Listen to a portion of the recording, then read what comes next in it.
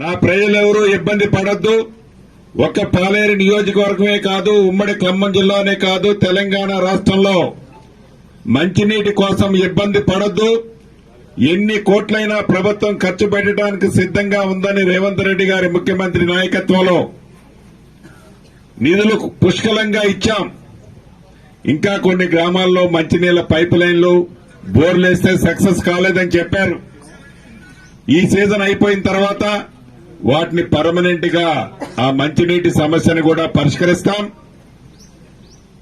రాబోయే మొదటి సంవత్సరం అంటే ఈ సంవత్సరం లోపులోనే మీ ఇళ్ల ముందు ఒక్క కుక్కరాని గ్రామంలోనే కాదు, ఏ ఊళ్ళో కూడా రోడ్డు సిమెంట్ రోడ్డు లేదన్నా నా ఇంటి ముందు అన్నయ్య విధంగా సిమెంట్ రోడ్డు పూర్తి చేపిస్తాను.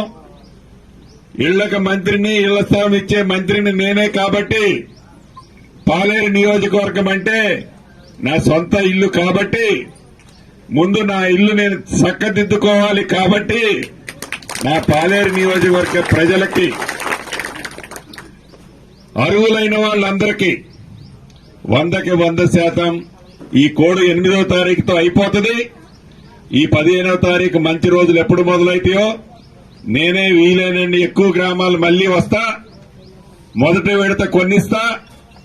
3 సంవత్సరాలలో, రాబోయే 3 సంవత్సరాలలో ఇట్లనే ఏదన్నా చెట్టు కింద కూర్చొని ఒక చిన్న మీటింగ్ పెట్టుకుంటే, అక్క ఇక్కడ ఎవరికన్నా ఇల్లు కావాలన్నా మీకు వచ్చినాయా లేదనంటే మా అందరికీ వచ్చినాయి అన్న అనే విధంగా మీరందరూ అనే విధంగా ఇవ్వటం జరుగుతుందని కూడా చెప్తున్నా.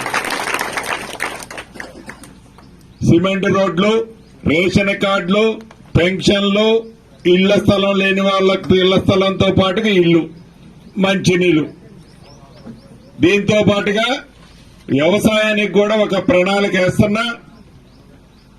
నాగార్జున సాగర్ లోకి నీళ్లు రాకపోయినా ఈ పాలేరు ప్రాంతంలో పాలేరు రిజర్వాయర్ కు నీళ్లు సీతారామ టైం పట్టేటట్టుంది. ఇంకా ఆ టర్నల్ పూర్తవలేదు. ఆ పని చేస్తూనే వీలైనంత తొందరగా వేరే మార్గం ద్వారా నీళ్లు ఎలా ఇవ్వగలుగుతామో వాటిని కూడా అధికారుల్ని పర్యవేక్షించమన్నా వీలైనంత తొందరలో సాగునీరు సమస్యను కూడా శాశ్వతంగా పరిష్కరిస్తాం. ఇక వ్యక్తిగతంగా ఇందాక అక్క అడిగారు, వ్యక్తిగతమైన సమస్యలున్నాయి. అది ఆరోగ్య రీత్యా గాని, చదువు పిల్లలకు చదువు రీత్యా గాని, భూముల వ్యవహారంలో కానీ వ్యక్తిగత సమస్యలున్నమాట వాస్తవం. పంచాయతీలు వీలైనంత వరకు పరిష్కరించడం కూడా జరుగుద్ది. పేదవాడికి ఎవరైనా పిల్లలు చదువుకునే ఇబ్బంది కలిగే పిల్లలకి ప్రభుత్వ పక్షాన సాయం చేయగలిగేది చేపిస్తా. సాయం చేయలేని వాళ్ళకి వ్యక్తిగతంగా నేను చేయగలిగిందంటే అది కూడా చేస్తా. దాంతో పాటు వైద్యం విషయంలో కూడా ప్రభుత్వ పక్షాన మంచి వైద్యం చేపిస్తా.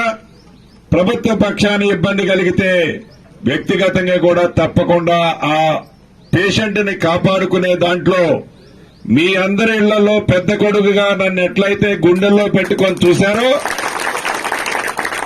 మీరు నన్ను ఎట్లయితే గౌరవించుకున్నారో అదే పద్ధతిలో ఇటు పక్క నుంచి నీ పెద్ద కొడుకు కూడా మీ కష్టాలు కన్నీరు తుడుస్తాడని కూడా మనస్ఫూర్తిగా చెప్పిపోవడానికి వచ్చా. ఆనాడు ఓట్లు అడగడానికి వచ్చా. ఇప్పుడు నాకు ఓట్లేమీ లేవు. ఎందుకు వచ్చానంటే కృతజ్ఞత మీకు చెప్పాలి. నేను పని చేయగలిగే స్థాయిలో మీరు నన్ను నిలబెట్టారు, గెలిపించుకున్నారు.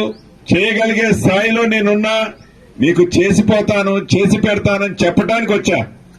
కాబట్టి నా కుటుంబ సభ్యులందరికీ ఒకటే ధైర్యం చెప్తున్నా, ఏ ఇబ్బంది వచ్చినా, ఏ కష్టం వచ్చినా ఎవరు అధైర్యపడాల్సిన పని లేదు. ఏ రకమైన పనినైనా చేయగలిగే స్థాయిలో నీ పెద్ద కొడుకు ఉన్నాడు. కాబట్టి ధైర్యంగా మీరందరూ ఉండాలని మనస్ఫూర్తిగా కోరుకుంటూ, ఈ కోడ్ అయిన తర్వాత అధికారులందరూ మీరు ఇచ్చిన అప్లికేషన్ల ప్రతి దానికి వచ్చి చర్చిస్తారు, పరిష్కరిస్తారు. ఏదో తూపీ మైపీ అని మాటలు చెప్తే నమ్మేవాడిని కాదు. తప్పకుండా ప్రతి సమస్యని పరిష్కరించే బాధ్యత నేనే తీసుకుంటానని తెలుపుతూ, మీ అభిమానానికి, మీరు పడ్డ కష్టానికి తప్పకుండా ఆ ప్రతిఫలం మీకు ఇస్తానని తెలుపుతూ మీ అందరి దగ్గర సెలవు తీసుకుంటున్నాను.